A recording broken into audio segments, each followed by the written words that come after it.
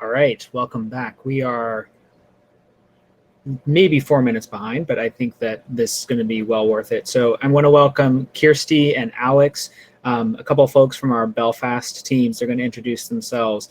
But we have our Belfast R&D Center in Northern Ireland, and I am so thrilled for you all to have their stories, and I think that the group will be really intrigued by some of these stories. We're going to utilize the Q&A feature much more today. So if you have a question, please use it in the top right corner. You'll see chat, Q&A, polls, people. If you have a question, type it in. We can upvote it and manage it from there. So please, as those come along, start engaging with the platform, and looking forward to some of the questions. Thank you, Bennett. Hello, everyone. Alex and I are excited to present to you our war stories to you all today. We're going to be kicking off with Alex, telling you all about the fraud ring at Brunel Uni before moving on to my story of a scandal in New Jersey. Once we've finished, we'll open it up for any questions you may have. Alex, do you want to kick it off with introducing yourself?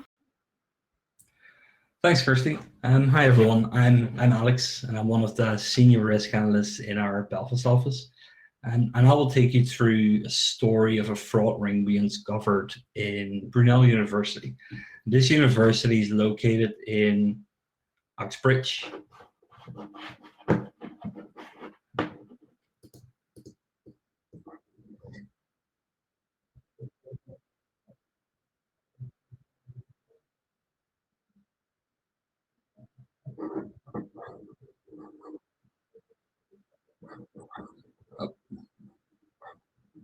Sorry about that. So this university is located in Uxbridge, an area in West London. And at the start of this year, we suddenly saw a significant spike.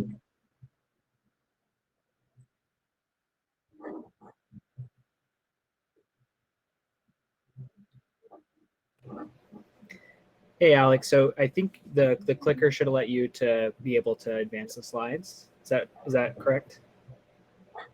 Let's see here. It should be, yeah. Yeah, there you go. All right. We back on? All right, thanks. Okay, perfect. Great. Awesome. Thanks.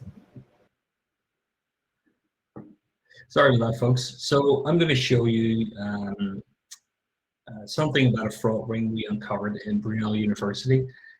This is a university located in Uxbridge in West London. At the start of this year, we suddenly saw a significant spike in fraudulent activity in this area. So let's have a closer look at how they operated. So right here, you see a few examples that of these fraudulent orders. And these examples contain a few points that help map out the approach this fraud ring used to place multiple orders. The cardholder and merchant information has been redacted for privacy reasons. So first of all, I would like to point out the delivery address that you can see at point 1. This address was used to place the orders in this example. The address is located at Kingston Lane in Uxbridge, which is the address of the halls of residence for Brunel University. Dozens of orders were shipped to this address within a very short time frame. Your first thought would probably be, these are students that are looking to make an extra buck. However, during this pandemic, all UK universities have switched to online learning, which means that these halls of residence are practically ghost towns. There's no one around on campus. So this provides a perfect opportunity for fraudsters to use these halls as a cover and make it relatively easy to receive the deliveries, to receive the products that they've ordered. Their presence and the amount of deliveries would not be unnoticed in a normal situation, because the only thing that usually gets delivered to these halls is pizza, right? At least that was the case in my university days quite a few years ago. However, that brings me to point 2 of this slide. Instead of targeting pizza restaurants, these fraudsters placed their orders with 3 different merchants, targeting electronics and designer clothing. So next to designer sneakers and clothing, AirPods and e-scooters were the items most targeted by these fraudsters. So I'm going to take you to the right-hand side of this slide, because an interesting aspect to point out is that these fraudsters used Taiwanese and Hong Kong cards, as you can see right there. So in terms of the challenges that these fraudsters laid out for us, there were a couple of things that made our life a bit difficult in order to catch them. First of all, their approach, the way they profiled themselves, was actually well thought out. They used the university as a cover by not only using the university address, but also using the actual university IP address to place the orders. And in some cases, they even used an email address with the university domain. This cover meant that they could stay under the radar for quite a while before their suspicious buying behaviors would be noticed. So this lack of bad indicators put more weight on the PIN data, bank information, since the use of Taiwanese and Hong Kong cards would usually be the only negative indicator until obviously their suspicious buying patterns would be noticed. The problem was that we only had been provided with PIN information for one out of these three merchants. So this, the good thing for that one merchant was that these foreign cards, the PIN data that we had, helped our model to decline these orders relatively early on. But on the other hand, for the other two merchants, it made it that bit difficult for us because these fraudulent orders remained unnoticed slightly longer because we were missing that one negative indicator. To make things even more interesting, these fraudsters were quite fluid in their approach. Or fraudsters usually use one specific method, which is usually the same email domain or the same delivery address. In this case, they use several different free email domains, Gmail, Hotmail, Outlook, and several others. Most importantly, they also continuously pivoted between these three merchants, and in most cases left a gap of 1 or 2 weeks before shifting back to a specific merchant. This meant that the amount of orders within the time span of a week remained relatively low, again allowed them to stay under the radar for a little while longer. So this approach of cover and pivoting allowed these fraudsters to place dozens of orders until one of our manual review agents flagged the suspicious buying behavior. So this allowed us to start unraveling this fraud ring. After establishing the method these fraudsters used, we were able to take action and stop these orders slipping the net. To close this net, our data science team stepped in and readjusted the risk thresholds. So the amount of risk taken by a model would be slightly lower than before. Next to that, we implemented a couple of tailored individual decline rules for 2 of these merchants, the merchants that were missing that essential PIN data. We leveraged the risk score and the postal codes to implement a decline rule that automatically targets orders with higher risk score in specific postal codes areas. This allowed us to be very precise in declining bad orders that are shipped to the Greater London area, because rather than just focusing on this particular university, we chose to target the higher fraud pressure in the Greater London area in general, just to sort of widen our scope. Lastly, we flagged all orders placed by these fraudsters as fraudulent to allow for machine learning. This helps improve decision making, but also as valuable learning on fraudulent order patterns. So that concludes my story on the Brunel University fraud ring. Thank you so much for listening. I'm going to hand you back over to Kirsty, who's very excited to tell her amazing story. Thanks. Thanks, Alex. Hello, my name's Kirsty. I'm a chargeback investigator that's worked here at Signifyd for 18 months. It's my pleasure to tell you all about an interesting chargeback that came in for one of our merchants and how we investigated and built an extensive representment packet to fight this back to the bank. So let's start our story off with our cardholder, Karen. Karen was a former employee of the company Cbox and worked as an HR manager who, as part of her employment, had been trusted with the company credit card, which you will soon find out as the story unfolds that was Cbox's first mistake. At Signifyd, we have a wide vast of merchants that we look after, and because of this, we could see the purchase history of the company's business card that Karen had access to being used with various merchants since 2019. In turn, this allowed us to see a multitude of undisputed orders that had not been raised as fraud, but had all the same billing details as the chargeback currently in question. This automatically raised red flags with our team as to why would you only raise certain transactions with certain merchants as fraud? Surely you would raise them all. This led to our chargeback team putting their Sherlock investigator hats on and doing a deep dive into what seemed like a very odd case. What we found was that between January 2020 and December 2020, Karen had abused her position of power at Cbox and allegedly went on a shopping spree with the company's credit card. She bought high-end designer items, as well as going big and getting the company to pay for her and her friends' plastic surgery in Las Vegas, as well as a nice wee holiday to Puerto Rico.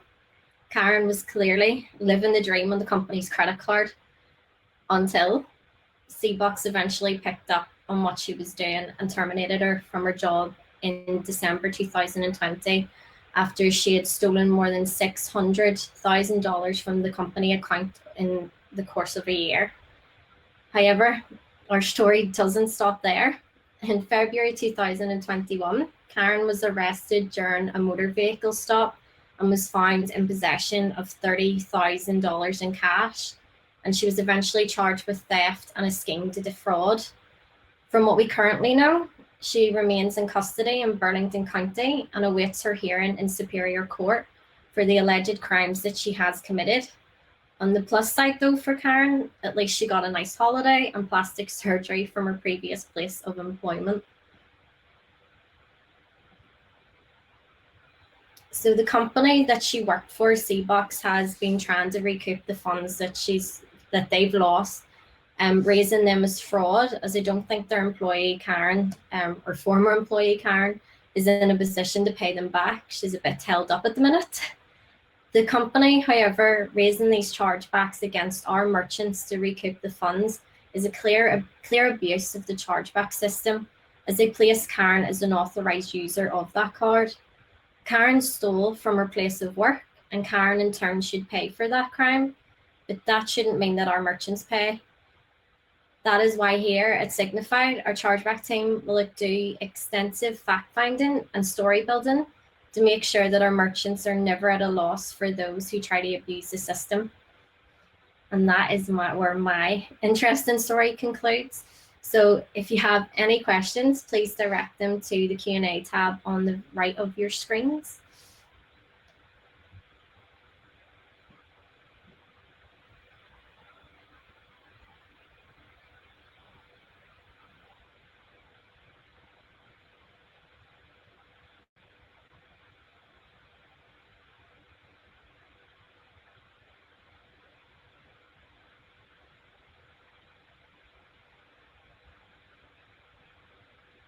Don't think we have any questions. Oh, no. I think this question might be for Alex. So can Alex come back on stage?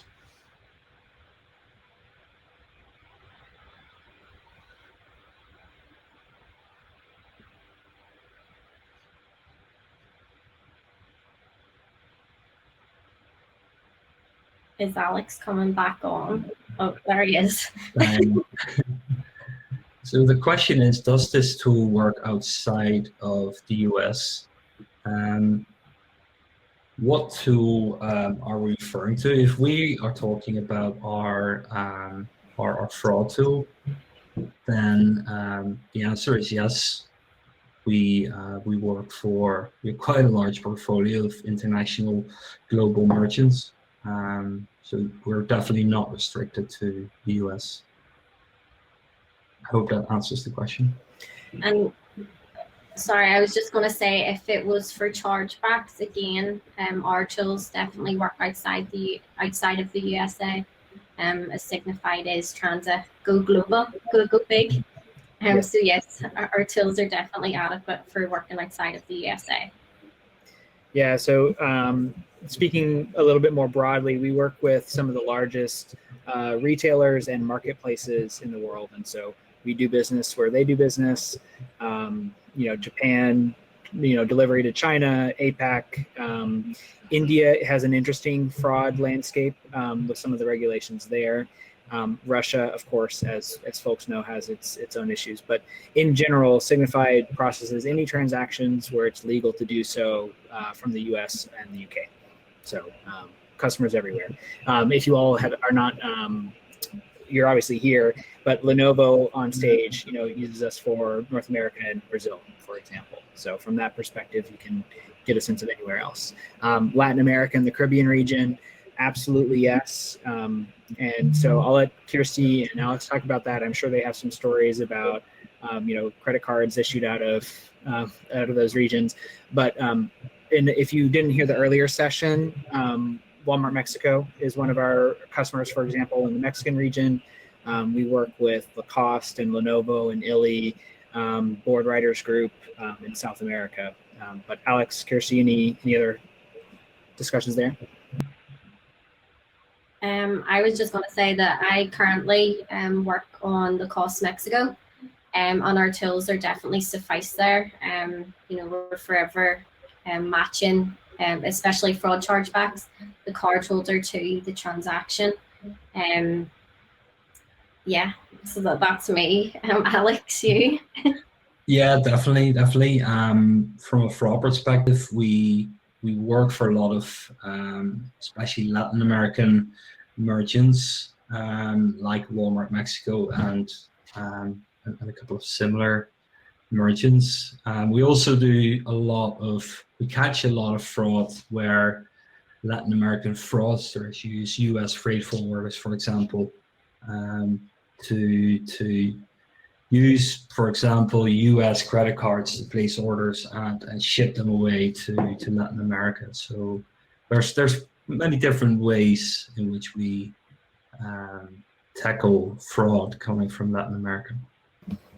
Yeah, and just to put a bow on this question, because it's a really interesting region with notable fraud concerns, historically speaking. Our co-founder Raj actually was VP of payments and risk for emerging markets, including Latin America, and so we have a deep understanding of how difficult it is. And I personally flew down to Sao Paulo to open up our Brazilian office there just before COVID hit and Carnival. I was on the plane on the way down to Sao Paulo, and they announced the first COVID case, which seems like a universe ago at this point. But we have offices in Sao Paulo and Mexico City.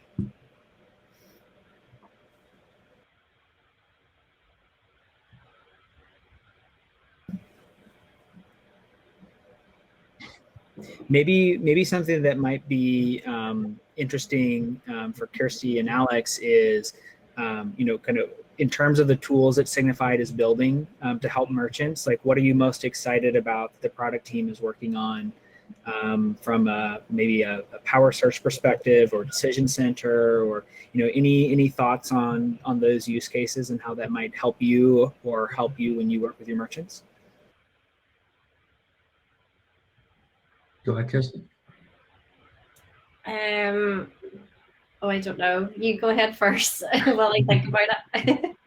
Well, I think one of the most interesting things, and I think that's the power of Signifyd as well, is how we utilize our internal history. Using a tool called Power Search, but also many features that we use in our machine learning if we're working with rules or thresholds. The way that we utilize our internal history to spot high purchase velocity, for example, makes it really interesting and challenging to come up with new ways to get the most out of our internal history. I think that's one of the most exciting, but also the most challenging, things that I'm working on practically a daily basis. Yeah, I think that's a great point, right? As Signifyd's platform extends to have more data, it becomes even harder to get the pieces together. So you have to build the tools for that. So it's really neat to see Decision Center serving as that ability to do that. And I agree, there is an interesting question. Kirsty, can you talk a little bit more about the pieces, right? So, I'm kind of curious, how long did it take you to get those pieces together? And like, did it take a while for like the story to come together in your mind? Or was it kind of an aha moment, right? Where it just kind of came to you and you're like, oh, well, there you go. That's the answer. I think it was more of a aha moment. We kind of used Google, went outside of the tools. Obviously, we were able to match or do things within using our tools within Signifyd. But then whenever we decided, branched out to Google and searched Karen's full name along with the state and the county, we were able to then find a news article that then said about her working at Seabox and about her crimes being the alleged crimes that she's done, and her currently being held up in court. And then that was just the perfect nail on the coffin then for the case. It just summed it all up. And then it was just about the storytelling then back to the bank as to why this was a clear abuse of the chargeback system. Got it. Yeah, as with so many things, storytelling is at the end of the day, you have to get all the data together, you have to make everything make sense, and then you have to convince, right, the decision maker for that. But I don't think we have time for any more questions. And all right, perfect. And we've covered the questions that are there. Awesome. Kirsty, Alex, thank you so much. Really appreciated it. I think we're gonna head for, call it a 4-minute break. And then we'll be starting our next session at the 30 minutes. So looking forward to that, guys.